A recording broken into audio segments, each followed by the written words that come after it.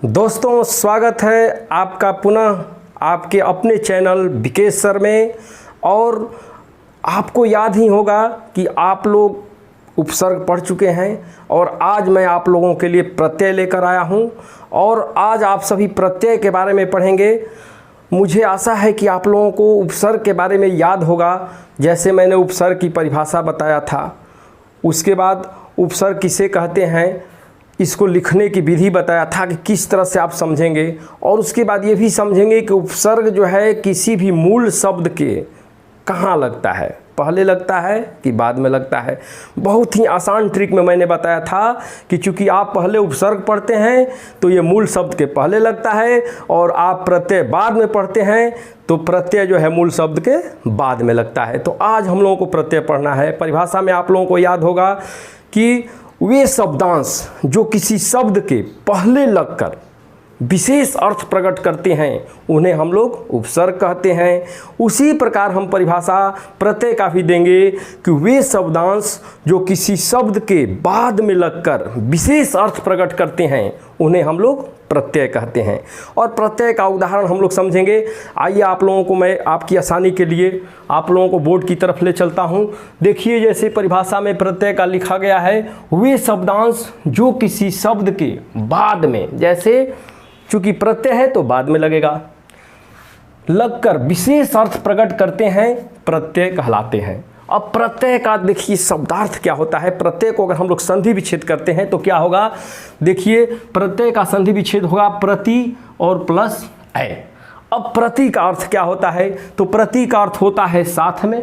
प्रति का अर्थ हुआ साथ में या बाद में, अर्थात ये चूंकि बाद में लगता है। और उसके बाद अय मतलब चलने वाला, अर्थात बाद में चलने वाला जो भी शब्दांश होगा वो प्रत्यय होगा। तो इसके अर्थ से भी हम लोग समझ गए कि प्रति का अर्थ बाद में और अय का अर्थ चलने वाला। उसके बाद हम लोग प्रत्यय के उदाहरण की तरफ जाते हैं। देखिए, प्रत्यय बहुत ही आसान है, उपसर्ग की अपेक्षा ही आसान है। जैसे आप लोगों को उपसर्ग में मैंने श्री रामचरितमानस की चौपाई के आधार पर, तर्ज पर सारे उपसर्गों को याद करा दिया था, लेकिन इसमें आप लोगों को प्रत्यय याद नहीं करना है, आप लोगों को केवल समझ लेना है। लेकिन ये भी ट्रिकी है, इसमें भी ऐसा ट्रिक है कि जो अगर नहीं ध्यान देंगे तो आप तुरंत गलत कर देंगे, लेकिन आपको लगेगा नहीं कि आप लोग परीक्षा में गलत किए हैं। देखिए कैसे होता है गलतियाँ। जैसे हम लोग उदाहरण पे जाते हैं, लेख धन अख अर्थात लेखक। इसमें मैंने लिख दिया है कि लेख को कहते हैं धातु और अक जो है प्रत्यय है इसमें। तो लेख धातु हुआ और अक प्रत्यय जुड़ के लेखक बना। और इसको कहेंगे क्या, तो देख रहे हैं आप लोग लिखा हुआ है कृदंत शब्द। अब आया कृदंत शब्द, आप लोगों के लिए नया चीज़ है, क्योंकि आप लोग ये जान लीजिए कि जो प्रत्यय है उसके दो भेद होते हैं। पहला होता है कृदंत और दूसरा होता है तद्धित प्रत्यय।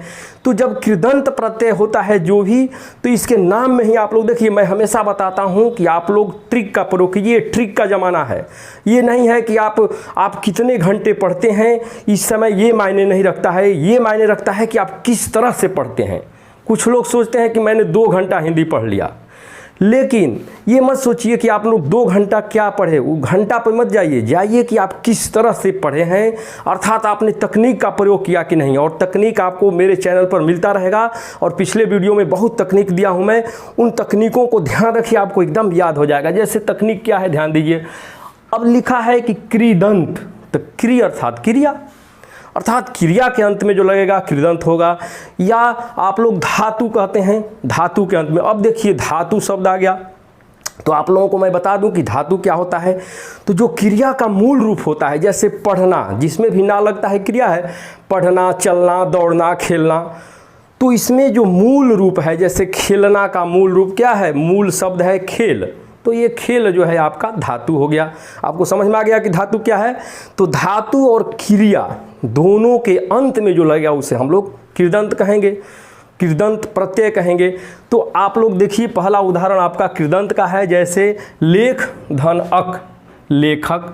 अब इसमें धातु है लेख, उसके बाद अक उसमें प्रत्यय लगा है, तो आपको इसको क्या कहेंगे, कृदंत शब्द। जो लेखक की यौगिक शब्द बना है उसको हम लोग कृदंत शब्द कहेंगे, क्योंकि क्रिया से बना है। उसी तरह गय धनक, देखिए अक पर और उदाहरण है, गय धनक गायक, क्री धनक कारक। तो ये अक प्रत्यय से बने हैं। उसके बाद कुंती प्लस ए, अर्थात कुंती में अगर ए जोड़ेगा तो ये कौंते हो जाएगा। यहाँ ध्यान दीजिएगा, अब कुछ परिवर्तन आपको दिखाई दे रहा होगा। यहाँ है कुंती तो कुंते नहीं हो रहा है, कौंते हो रहा है। तो इसको आपको आसानी के लिए मैं बहुत आगे चल के इसका ट्रिक बताऊंगा कैसे होता है, लेकिन यहाँ भी मैं बता दिया हूँ कि अगर ऊ रहेगा, ऊ की मात्रा रहेगी तो ये औ हो जाएगा। देखिए कुंती में ऊ की मात्रा है और यहाँ पर औ की मात्रा हो गई कौंते, अर्थात हमेशा जो है दीर्घ में रहता है। इससे आ, औ और ऐ में जो है प्रत्यय लगने के बाद दीर्घ हो जाता है, बड़ा हो जाता है। तो इसी तरह से हमेशा आप ध्यान रखिएगा। कुंती में देखिए औ लग गया तो कौंते हो गया, और ये कुंती क्या है, संज्ञा है। अब देखिए यहाँ पर संज्ञा दिखाई दे दिया, तो यहाँ आप लोग क्रिया देखें और धातु देखें, यहाँ आप लोग संज्ञा देख रहे हैं। तो चूंकि मैंने बताया कि प्रत्यय के दो भेद होते हैं, कृदंत प्रत्यय और तद्धित प्रत्यय। तो जो तद्धित प्रत्यय होगा वो आपको याद रखना होगा कि क्री मतलब क्रिया और धातु के अंत में कृदंत हो गया, और तद्धित मतलब हो गया संज्ञा, सर्वनाम, विशेषण, ये तीनों के अंत में अगर प्रत्यय लगेगा तो ये तद्धित प्रत्यय के उदाहरण होंगे। जैसे आप लोग देख ही रहे हैं, कुंती एक संज्ञा है और उसमें ए लगा तो कौंते हो गया, तद्धितांत शब्द। अब देखिए शब्द का नाम भी बदल गया, यहाँ है कृदंत शब्द, क्यों, क्योंकि क्रिया में लगा है, धातु में लगा है प्रत्यय। यहाँ संज्ञा में जब प्रत्यय लगा तो इसको हम लोग अब कृदंत शब्द नहीं कहेंगे, क्या कहेंगे, तद्धितांत शब्द। क्यों, क्योंकि संज्ञा, सर्वनाम और विशेषण के बाद जो भी प्रत्यय लगते हैं उन्हें हम लोग तद्धित प्रत्यय कहते हैं, और जो शब्द बनते हैं उन्हें तद्धितांत शब्द कहेंगे। अब देखते हैं पुरुष धन ए बराबर पौरुषे। देखिए इसी तरह का उदाहरण है, इसमें भी देखिए आपको दिखा दिया हूँ कि ऊ की मात्रा है तो ये औ हो जाएगा। देखिए पुरुष में ऊ की मात्रा है तो यहाँ पौरुषे हो गया। जब परीक्षाओं में, प्रतियोगिता परीक्षाओं में आप जाते हैं तो उसमें क्या होता है कि जैसे आपको शुद्ध करने का आता है, शुद्ध हिंदी कैसे होगा, शुद्ध शब्द कौन सा है, तो ये सब आपको ध्यान रखना होगा। आगे चल के मैं इसी वीडियो में आपको ये बताऊंगा कैसे शुद्ध होता है और कैसे कैसे परिवर्तन होता है। जैसे विज्ञान में ईक जोड़ते हैं तो वैज्ञानिक। अभी देखिए यहाँ भी कुछ परिवर्तन आपको दिखाई दे रहा है, वैज्ञानिक नहीं होता है, वैज्ञानिक होता है। तो ये प्रत्यय का परिवर्तन कैसे हुआ, जब प्रत्यय लगा तो ये हर्ष ई है और ये देखिए ऐ में परिवर्तित हो गया, अर्थात कुछ भी होगा और हर्ष ई सारा जो है बड़ा में परिवर्तित होगा। जैसे बड़े कौन होते हैं, मैंने बताया ही आपको, आ, ऐ और औ, ये सबसे बड़े मात्रक होते हैं। मात्रा में हम लोग आ में पढ़े, सबसे बड़ी मात्राएं ये होती हैं, इसी में परिवर्तन होगा। जैसे देख लीजिए हर्ष ई जो है ऐ में परिवर्तित हो गई, अर्थात विज्ञान में ईक जोड़ेंगे तो वैज्ञानिक और इतिहास में ईक जोड़ेंगे तो ऐतिहासिक। बहुत सारा उदाहरण मैं आपको बताऊंगा, वीडियो के साथ बने रहिए। दोस्तों आइए अब हम सभी प्रत्यय के भेदों के बारे में समझते हैं। जैसे मैंने आपको बताया ही है कि प्रत्यय दो प्रकार के होते हैं, पहला कृदंत प्रत्यय और दूसरा तद्धित प्रत्यय। और मैंने बताया कि आप लोग जो है तकनीक का प्रयोग कीजिए याद करने में, ज़्यादा रटना नहीं है, नहीं ज़्यादा आप ये मत समझिए कि बहुत ज़्यादा देर तक हम पढ़ रहे हैं तो बहुत ही अच्छा पढ़ रहे हैं, नहीं, आप लोग तकनीक का प्रयोग कीजिए कि इसको कैसे मैं बहुत दिनों तक याद रखूं। जैसे तकनीक क्या है, जैसे कृदंत प्रत्यय तो इसमें क से क्री और क से क्रिया, तो आप लोग समझ गए कि क्रिया के अंत में कृद अंत, इसमें अंत भी जुड़ा हुआ है। अगर हम लोग संधि विच्छेद करते हैं तो कृत धन अंत अर्थात कृदंत। तो इसमें आप लोगों को समझ में आ रहा होगा कि कृदंत अर्थात क्रिया या धातु के अंत में जो प्रत्यय लगता है उसे कृदंत प्रत्यय कहते हैं। और तद्धित प्रत्यय, देखिए तद्धित अर्थात जब क्रिया नहीं है तो संज्ञा, सर्वनाम और विशेषण। संज्ञा, सर्वनाम और विशेषण के अंत में जो प्रत्यय लगेंगे उन्हें हम लोग तद्धित प्रत्यय कहेंगे। ये परिभाषा आप लोगों को याद हो गया। ये परिभाषा मैं इसलिए बताता हूँ कि कुछ बच्चे हैं जो विद्यालयी परीक्षाओं में जब बैठते हैं तो उन लोगों को ये परिभाषाएं लिखनी पड़ती है, और प्रतियोगिता परीक्षा की तैयारी करने वाले जो साथी हैं हमारे, वो लोग भी ध्यान देंगे, क्योंकि इन परिभाषाओं से भी कुछ प्रश्न पूछ देता है। जैसे पूछ देगा कि निम्नलिखित में कृदंत प्रत्यय क्या है, तो उसमें लिखेगा कि जो सर्वनाम के अंत में, संज्ञा के अंत में, विशेषण के अंत में या क्रिया के अंत में या धातु के अंत में। तो आपको जब परिभाषा याद रहेगा तो आप लोग लिखेंगे क्रिया या धातु के अंत में कृदंत प्रत्यय होता है। तो आइए परिभाषा को आप लोग नोट कर लीजिए। कृत प्रत्यय या कृदंत प्रत्यय धातु या क्रिया के अंत में लगने वाले प्रत्यय को कृत या कृदंत प्रत्यय कहते हैं। अब तद्धित प्रत्यय आता है, संज्ञा, सर्वनाम या विशेषण। संज्ञा, सर्वनाम या विशेषण के अंत में लगने वाले प्रत्यय को तद्धित प्रत्यय कहते हैं। अब संज्ञा के बारे में आप लोग जानते हैं कि संज्ञा मतलब होता है नाम, किसी व्यक्ति, वस्तु अथवा स्थान के नाम को संज्ञा कहते हैं। और ये संज्ञा जो है 5 भेद होते हैं, आप लोग इसके बारे में जानते ही हैं। उसके बाद सर्वनाम, जो संज्ञा के बदले में शब्द आते हैं उन्हें हम लोग सर्वनाम कहते हैं। और संज्ञा और सर्वनाम की जो विशेषता बतलाने वाले शब्द होते हैं उसे विशेषण कहते हैं। अर्थात ऐसे तीनों प्रकार के जो शब्द आपको रहेंगे और उनके अंत में अगर जो प्रत्यय लगा रहेगा तो हम लोग जान जाएंगे कि ये तद्धित प्रत्यय का उदाहरण है। उदाहरण आपको मैं बहुत सा उदाहरण दूंगा, कृदंत प्रत्यय का उदाहरण दूंगा, फिर तद्धित प्रत्यय का उदाहरण दूंगा। और उदाहरणों में भी आप लोगों को दिमाग लगाना है कि उसमें जो प्रत्यय लगते हैं तो कुछ परिवर्तन होते हैं, कुछ में परिवर्तन नहीं होते हैं, इसको ध्यान रखना है। जैसे देख लीजिए कृदंत प्रत्यय के उदाहरण, गाना, धन, वाला। देखिए गाना में जब वाला प्रत्यय लगा तो ये गाना वाला नहीं होगा, गाने वाला। कुछ परिवर्तन दिखाई दिया, तो यही है गाना और धन वाला इक्वल टू गाने वाला। अब देखिए गाना का मतलब क्या होता है, गाना क्या है तो क्रिया है, और वाला क्या है तो प्रत्यय है। तो देखिए यहाँ क्रिया और प्रत्यय का मिलन हुआ है, तो ये शब्द कौन सा बनेगा, कृदंत शब्द, क्योंकि क्रिया के अंत में जो लगेगा उसे हम लोग कृदंत प्रत्यय कहेंगे और जो शब्द बनेगा उन्हें हम लोग कृदंत शब्द कहेंगे। तो गाना प्लस वाला, गाने वाला, कृदंत शब्द। अब देखिए होना, होना में हार लगा तो होनहार हो गया। अब देखिए होनहार में आपको देख रहे हैं होना भी एक क्रिया है और इसमें प्रत्यय लगा तो ये कृदंत प्रत्यय जो है हमारा बन गया। अब देखिए भू धन कत, अर्थात भू धन कत अर्थात भूत। अब देखिए इसमें कत कहाँ गया, इसमें ध्यान रखना है कि अब देखिए कुछ परिवर्तन हुआ कि भू में अब हम लोग कत प्रत्यय लगाते हैं, ये कत प्रत्यय हुआ तो ये भूत बना, अर्थात भू धन कता भूत। तो इसमें हम लोग भू जो क्या है धातु है, आप लोग धातु के बारे में समझे होंगे, संस्कृत व्याकरण में भी धातुओं का रूप आप लोग याद करते हैं, तो वो धातुएं हैं सब, और उन्हीं धातु में जो प्रत्यय लगता है उसे हम लोग कृदंत प्रत्यय कहेंगे। तो भू में कत प्रत्यय लगा तो भूत। अब देखिए ये धातु है और ये प्रत्यय कत है, उसमें कृदंत शब्द भूत बना। उसके बाद विद धन मान, अब देखिए विद धन मान, विद्यमान, अर्थात आपको विद्यमान बना, इसमें भी विद धातु है और मान जो है प्रत्यय है। तो इस तरह से विद में अगर अना प्रत्यय लग गया तो वेदना हो गया। देखिए परिवर्तन, इसमें विद है तो इसमें वेदना हो गया। तो इस तरह से आपको कुछ अंतर भी होता है, उस अंतरों को ध्यान हमेशा रखते रहना है। आपको बहुत से उदाहरण मैं दूंगा, वीडियो के साथ बने रहिए। प्रत्यय के बहुत से उदाहरण, उसके बाद तद्धित के, और सभी के बारे में आपको मैं बहुत बढ़िया से आसानी से समझाऊंगा। वीडियो के साथ बने रहिए। दोस्तों आइए हम लोग और उदाहरण समझते हैं। कृदंत प्रत्यय के उदाहरण देखिए आप लोग, जैसे वंद धन अना। देखिए वंद और अना, जिसमें वंद और अना मिला तो वंदना हुआ। ये वंद क्या हुआ, धातु और ये प्रत्यय मिल के जो है वंदना बना। उसके बाद पूज धन आ, पूजा, यज धन य, यज्ञ। अब देखिए इसमें कुछ परिवर्तन हो रहे हैं, जैसे ज और य मिल के ज्ञ होता है, तो इसलिए यज धन य आपको यज्ञ होगा।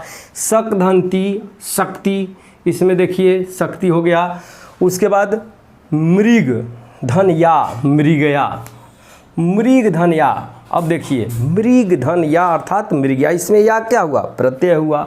उसके बाद भिक्ष धन उक अर्थात भिक्षुक, इसमें उक प्रत्यय हुआ। उसके बाद गय धनक, गायक, गायक में कौन सा प्रत्यय है पूछेगा तो आप बोलेंगे कि अक प्रत्यय लगा हुआ है। क्री में यह प्रत्यय लगा तो कृत्य हुआ। उसके बाद मद में कता प्रत्यय लगा तो मत, अर्थात इसमें अब देखिए क त प्रत्यय, अर्थात आधा क और त, कत प्रत्यय जो होता है बहुत ही प्रसिद्ध होता है, पकड़ना बहुत मुश्किल होता है। जैसे मत में आप कत नहीं समझ पाते हैं, इसलिए आपको इसमें ध्यान रखना है। मद धन कत अर्थात मत। क्री धन तव्य, अब देखिए इसमें तव्य प्रत्यय है तो क्री धन तव्य हुआ, तो क्री और धन तव्य अर्थात कर्तव्य, इसमें जो है तव्य प्रत्यय लगा हुआ है। जितने भी प्रसिद्ध उदाहरण मैं आपको बता रहा हूँ, बहुत ही परीक्षाओं में पूछता है ये। वच धनतव्य, वक्तव्य, देखिए यहाँ च है और यहाँ क हो गया, तो ये सब आपको ये सब बातें ध्यान देनी है। एक आध बार इसको देखते रहिएगा, आपको याद हो जाएगा, समझ में आ जाएगा। इससे वच धनतव्य अर्थात वक्तव्य। उसके बाद दृश्य धन अनीय, अब देखिए इसमें अनीय प्रत्यय लगा है तब दर्शनीय बना है, नीय नहीं अनीय प्रत्यय, ये ध्यान रखना होगा आपको। दृश्य में अनीय प्रत्यय लगा तो दर्शनीय हो गया। उसके बाद शुरू में अनीय प्रत्यय लगा, देखिए शुरू में अनीय लगेगा तो श्रवणीय, अर्थात देखिए शुरू में अनीय प्रत्यय लगा तो श्रवणीय हो गया। पूज में अनीय प्रत्यय लगा तो पूजनीय, बहुत आप लोग पूजनीय देखते होंगे, इसमें ध्यान रखिएगा। पूजनी हो गया। उसके बाद ईश धन आ, अर्थात ईश में अगर आ प्रत्यय लगा तो इच्छा हो गया।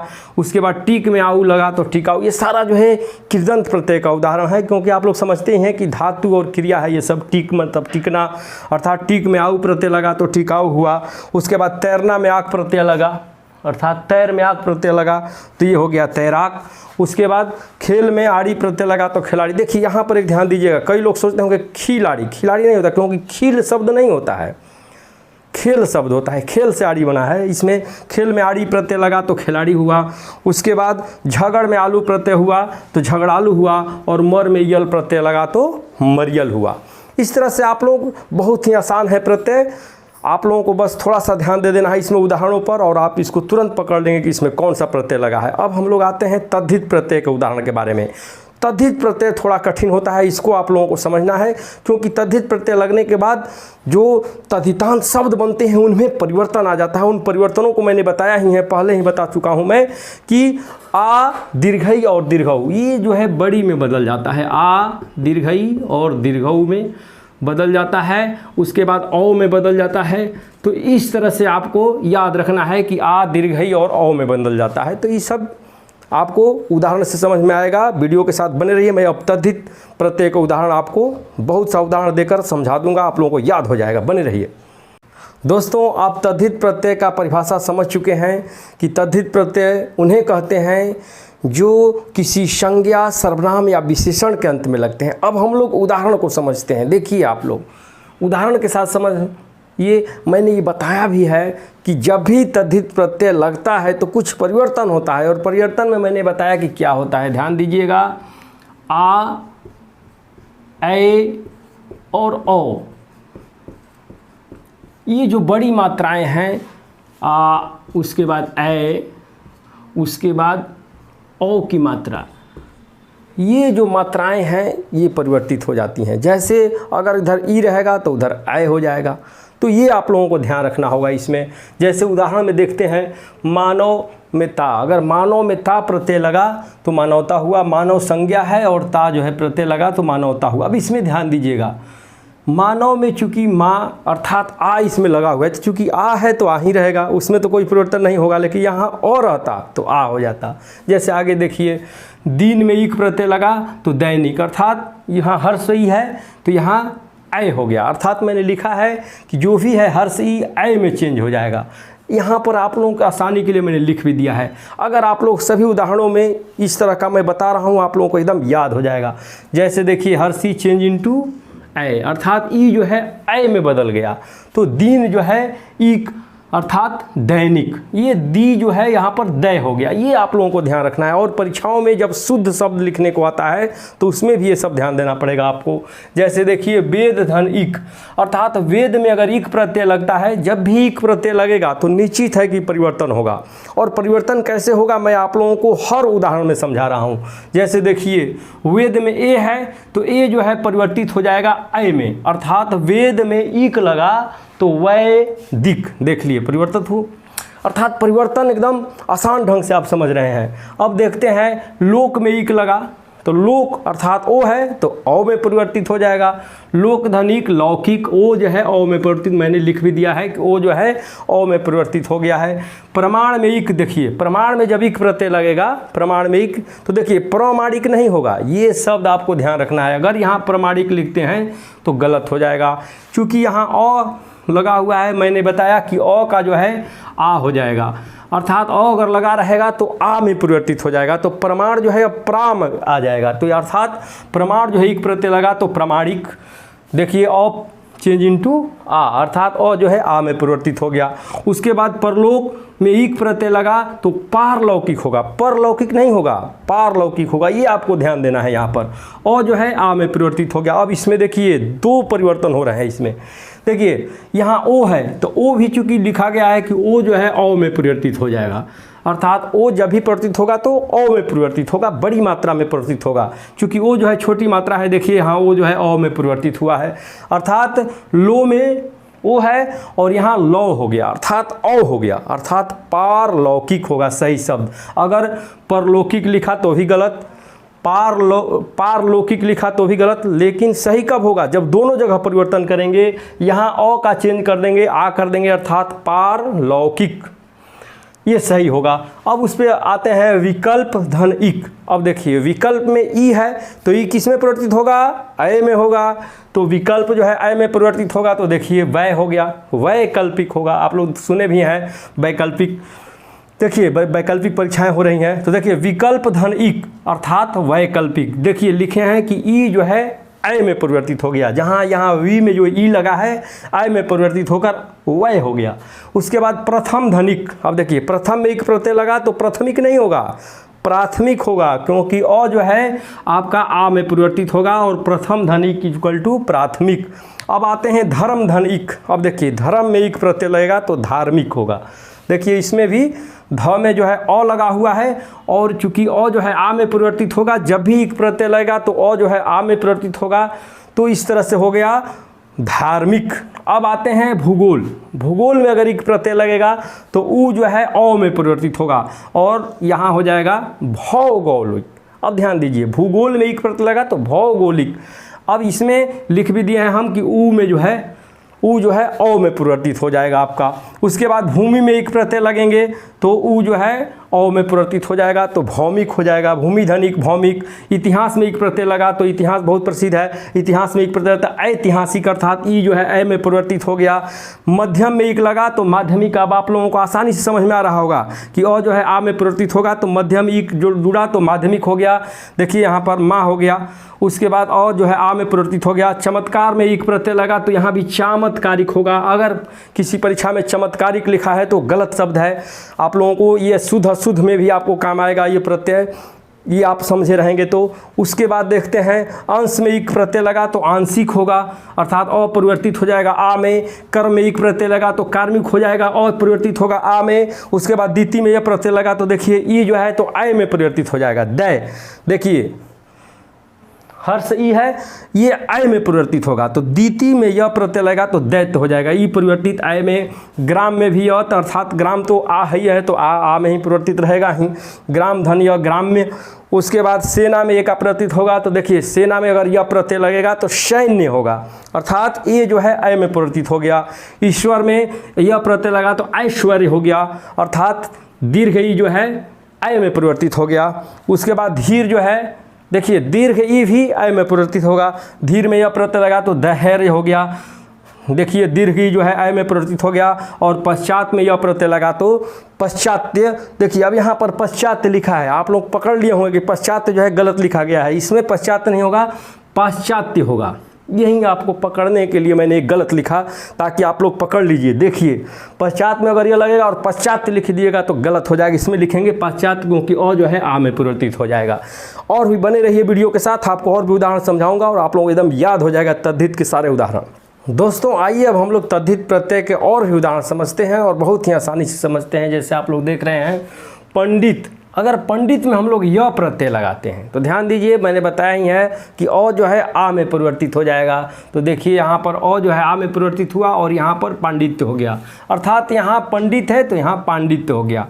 उसके बाद महात्मा, देखिए महात्मा में भी यह प्रत्यय लगेगा तो यहाँ महात्म्य हो जाएगा। अब देखिए यहाँ दो परिवर्तन हो गए, यहाँ महात्मा जो है ये म भी जो है आधा म में परिवर्तित हो गया। तो इसको भी ध्यान रखना होगा आपको कि जब महात्म्य होगा तो इसमें दो परिवर्तन हुए, यहाँ पर भी आधा म हुआ और यहाँ भी माँ हो गया अर्थात म में आ जो है म में आ, जिससे म में अ लगा है तो इसमें आ में परिवर्तित होगा, महात्म्य हो जाएगा, अपरिवर्तित हो गया आ में। उसके बाद आप लोग देख रहे हैं पश्चात, पश्चात में यह प्रत्यय लगा तो यहाँ पाश्चात्य हो गया अर्थात जो है आ में परिवर्तित हो गया पाश्चात्य। उसके बाद कुंती में ऊ है, चूँकि मैंने बताया है कि ऊ जो है परिवर्तित हो जाएगा आपको अ में, ऊ परिवर्तित हो जाएगा अ में अर्थात देख रहे हैं कि कुंती में ऊ लगा हुआ है और जब परिवर्तित हुआ तो अ में परिवर्तित हो गया। कौंते ये ऊ जो है अ में परिवर्तित होगा, ये आपको ध्यान रखना है कि कुंती जो है कौंते हो जाएगा अर्थात अ में परिवर्तित होगा। उसके बाद हम लोग देखते हैं पुरुष जो है ए अर्थात पौरुषेय, देखिए इसमें भी देखिए ऊ जो है हमेशा जब भी ऊ रहेगा तो औ में परिवर्तित हो जाएगा। इसमें पू में ऊ लगा है और जब प्रत्यय लगेगा तो उसमें प हो जाएगा, अर्थात पौरुषेय। उसके बाद अब देखिए बुद्धि में मान। अब ध्यान दीजिएगा, मैंने बताया कि ये जो भी परिवर्तन हो रहे हैं आपको ध्यान रखना होगा कि जब आप लोगों में ईक प्रत्यय, य प्रत्यय, ये जब ईक प्रत्यय, य प्रत्यय और ए प्रत्यय ये जब लगेंगे तभी आपको परिवर्तन होगा। इसके अलावा और प्रत्यय लगेंगे तो हमेशा परिवर्तन नहीं होगा। इसीलिए मैंने बताया कि आप लोगों को ये मत समझिए कि हमेशा प्रत्यय लगेगा तो परिवर्तन ही होगा, कुछ में परिवर्तन नहीं होगा। जैसे इसलिए आपको हमेशा ध्यान रखना है कि ई की और ए में सब आदि में परिवर्तित होगा। जैसे बुद्धि में मान प्रत्यय लगा तो बुद्धिमान, इसमें अब कोई परिवर्तन नहीं हो रहा है। बुद्धि में मान प्रत्यय लगा, बुद्धिमान हो गया। ठाकुर में आई प्रत्यय लगा, अब यहाँ थोड़ा परिवर्तन हो रहा है। देखिए यहाँ आ जो है ओ हो जा रहा है, अर्थात ठाकुर में आई प्रत्यय लगा तो ठकुराई, ठाकुराई कुछ नहीं होगा, ठाकुराई कुछ शब्द नहीं होता है, इसलिए आप लोगों को समझना होगा। पंच में आयत प्रत्यय लगा तो पंचायत, इसमें कोई परिवर्तन नहीं हुआ। सोना में आर प्रत्यय लगा तो थोड़ा परिवर्तन होगा, सोना जो है सु हो गया अर्थात सुनार हो गया। ये सब आप लोगों को उदाहरण से आप लोगों को एकदम समझ में आता है, दिमाग में बैठ जाएगा। चिकना में आहट प्रत्यय, देखिए चिकना में आहट प्रत्यय लगा तो चिकनाहट हो गया। उसके बाद कूट में इल अर्थात कुटिल, बहुत आसान है ये सब। सुंदर में ई प्रत्यय लगा तो सुंदरी हो गया, सुंदर में ई प्रत्यय लगा तो सुंदरी हो गया। उसके बाद ग्राम में इन प्रत्यय लगा तो ग्रामीण। उसके बाद भवत में ईय प्रत्यय लगा तो भवदीय। अब देखिए यहाँ पर ईय लगा तो भवदीय, देखिए तो जो है द में परिवर्तित हो गया। ये सब ध्यान रखना है, चूँकि तो जो है यहाँ पर द में परिवर्तित हो रहा है तो भवदीय हो गया। उसके बाद लड़का में ए प्रत्यय अर्थात लड़के, अतिथि में ए प्रत्यय तो अतिथेय। उसके बाद डाका में ऐत प्रत्यय तो डकैत, देखिए ऐत तो डकैत। तो ये अंत में लगता है सांप में ओला प्रत्यय तो शपोला, अब सांपोला नहीं होगा सौपोला होगा। ये सब ध्यान देना है आपको, और ये शुद्ध अशुद्ध शब्द में भी आपको काम आएगा सपोला। उसके बाद देखिए दूध में आरू प्रत्यय लगा तो दुधारू। अब यहाँ एक देखिएगा, थोड़ा ध्यान दीजिएगा, यहाँ पर जब मैं लाइव क्लास लेकर आऊँगा तो ऐसे ऐसे बहुत से प्रश्न आपको मैं लेकर आऊँगा जिसमें आप लोगों को ये परीक्षाओं में ऐसे पूछ देता है। जैसे इसमें लग रहा होगा आपको कि सब में प्रत्यय लगा हुआ है, कौन सा, तो आरू प्रत्यय। दूध में आरू प्रत्यय तो दुधारू। इसमें गंवारू में भी आरू प्रत्यय लगा है, बाजारू में भी आरू प्रत्यय लगा है, जुझारू में भी आरू प्रत्यय लगा है और बीमारू में भी आरू प्रत्यय। आप लोगों को ये लग रहा होगा कि सब में आरू प्रत्यय लगा हुआ है, लेकिन जब परीक्षाओं में जाइएगा तो इसमें पूछ देगा कि निम्नलिखित में खोजिए। देखिए यहाँ पर आश्चर्य देखिए, ऐसा देखिए चमत्कार देखिए यहाँ पर कि इसमें जो है किसमें आरू प्रत्यय नहीं लगा है, आपको खोजना है। अब आपको तो लग रहा होगा कि सर बता रहे हैं कि आरू इसमें लगा है तो दूध में आरू लगा तो दुधारू, तो गंवार में भी आरू आ रहा है, बाजारू में भी आरू आ रहा है, बाजारू, जुझारू में भी आरू आ रहा है और बीमारू में भी आरू आ रहा है। लेकिन मैंने उपसर्ग में भी बताया था कि उपसर्ग को हमेशा उपसर्ग नहीं होता है, उसको खोजना होता है, आपको अर्थ से पता चलेगा। इसका अर्थ हम लोग अब निकालेंगे। जैसे देखिए मैं आपको बता दूंगा कि कैसे पता चल जाएगा आपको, जब इसको हम लोग तोड़ेंगे तो पता चलेगा। जैसे दूध में आरू लग गया तो दुधारू, एकदम सही लग रहा है कि दुधारू गाय होती है तो दूध में आरू प्रत्यय लगा। गंवार में आरू, देखिए तो इसमें गंवारू हो गया कि गंवार व्यक्ति होता है, उसमें आरू प्रत्यय लगा। अब देखिए यहाँ पर जब आते हैं हम लोग बाजारू में, तो इसमें अगर बाजार में आरू लगाते हैं तो बाजरारू हो जाएगा, ये गलत लग रहा है। उसके बाद बाज में भी लगाते हैं अगर हम लोग आरू प्रत्यय, बाज धन आरू, तो ये बाज और आरू से आप समझते हैं कि बाजार में ये नहीं होता है कि बाजों की भीड़ लगी होती है उसे हम लोग बाजार कहते हैं, नहीं। तो ये आप लोग अर्थ से भी समझें। देखिए इसमें आरू प्रत्यय नहीं लगा, ये बाजारू एक शब्द ही है, तो इसमें बाजारू जो है इसमें बाज धन आरू, ये गलत हो जाएगा, इसमें बाजारू में आरू प्रत्यय नहीं लगा है। उसके बाद जुझारू, जुझना में आरू लगा है। देखिए जुझना, जुझना आप लोग जानते हैं जुझने से झगड़ा करना, जुझना अर्थात झगड़ा करना, तो उसमें आरू प्रत्यय लगा तो जुझारू हो गया। ये सही है कि जुझारू व्यक्ति अर्थात झगड़ालू है, लेकिन ये सही है आपको कि इसमें आरू प्रत्यय लगा है। लेकिन अब जब बीमारू में हम लोग जाते हैं तो इसमें भी देखिए आपको बीमारू में आरू प्रत्यय नहीं लगा है, क्योंकि बीमार में अगर आरू लगाते हैं तो बीमरारू हो जाएगा, ये भी गलत। और अगर बीम में हम लोग आरू लगाते हैं, बीम प्लस आरू, तो ये बीम में आरू अगर लगेगा तो बीमारू, तो बीम आरू और बीमार से कोई संबंध नहीं है, अर्थात बीम और बीमार से कोई संबंध नहीं है, अर्थात अर्थ से भी आपको पकड़ना है। ये सब टिपिकल क्वेश्चन जब लाइव क्लास चलेगा तो सबको मैं ऐसे ऐसे प्रश्न लेकर आऊँगा जो आप लोगों को बहुत ही आसान हो जाएगा प्रत्यय समझना। दोस्तों मुझे आशा है कि आप लोग प्रत्यय के बारे में बहुत ही अच्छा से समझ लिए होंगे और प्रत्यय के भेद, कृदंत और तद्धित आज आप लोग बढ़िया से याद कर लिए होंगे। आप लोग इस वीडियो को बार बार देखते रहिए, आपको एकदम याद हो जाएगा और शुद्ध अशुद्ध भी शब्द आपको याद हो जाएंगे। अब हम लोग आगे जो भी वीडियो होगा आप लोग जानते ही हैं कि अब इसके बाद मैं शब्द भेद लेकर आऊँगा। शब्द भेद में आपको तद्भव शब्द, देशज, विदेशज, तत्सम शब्द, ये सारे शब्द आपको बताए जाएंगे और ये परीक्षाओं में जो है आपको बहुत से शब्दों के बारे में पूछा जाता है कि निम्नलिखित में कौन सा तत्सम शब्द है, कौन सा तद्भव शब्द है। तो आप लोगों को बहुत ही आश्चर्य होगा। मैं तकनीक के माध्यम से आपको बताऊंगा कि आप लोग बहुत ही जल्द याद कर लेंगे और समझ जाएंगे, देखते ही शब्द को समझ जाएंगे कि जो है तत्सम शब्द कौन है, तद्भव कौन है। मैं पहले ही बता चुका हूँ, वीडियो के शुरू में ही बताया है कि आप लोग जानते ही हैं कि गीता में श्री कृष्ण ने कहा है कि आप कर्म करते जाओ, फल की इच्छा मत रखो। तो उसी तरह से हम लोगों का काम क्या है, हम लोगों को कर्म करना है। लेकिन आज का युग ऐसा है कि लोग कर्म कम करते हैं, फल की ज़्यादा इच्छा रखते हैं और वो फल की इच्छा ही उनको तनाव पैदा करता है। उनको जो आत्मविश्वास है वो आत्मविश्वास भी कम होता है। देखिए, जब फल के बारे में हमेशा सोचते रहिएगा तो आपका आत्मविश्वास कम रहेगा, क्योंकि आप लोग हमेशा सफलता के बारे में सोचें कि हम सफल हो जाएं, लेकिन आप ये नहीं देखिएगा कि आप कितना कर्म कर रहे हैं। आप लोग कर्म क्या होता है ये भी जान लीजिए। कर्म का मतलब होता है आप कितने घंटे पढ़ते हैं। लेकिन मैं पहले ही बता चुका हूँ कि घंटे पढ़ने से नहीं होता है। कोई 4 घंटा पढ़े और मात्र 10 शब्द याद करे या 10 प्रश्न याद करे, और कोई 1 घंटा पढ़े और 25 या 30 प्रश्न याद कर लें, तो कौन कर्म अच्छा किया? क्योंकि जब परीक्षा में आप जाएंगे तो आपको जो याद किए होंगे वही काम आएगा। और याद में भी रटना नहीं, तकनीक का प्रयोग कीजिए। और ऐसा तकनीक आपको हमारे चैनल पर मिल ही रहा है। इन तकनीकों का प्रयोग कीजिए और उन तकनीकों को जीवन में लाइए और आप लोगों को एकदम याद रहेगा और परीक्षाओं में आप सफल होंगे। तो आप लोगों को मैं हमेशा यही कहना चाहूँगा कि आप लोग फल की चिंता छोड़ दीजिए। निश्चित है कि आप कर्म करेंगे तो फल आपको मिलना ही है, ज़रूर मिलेगा।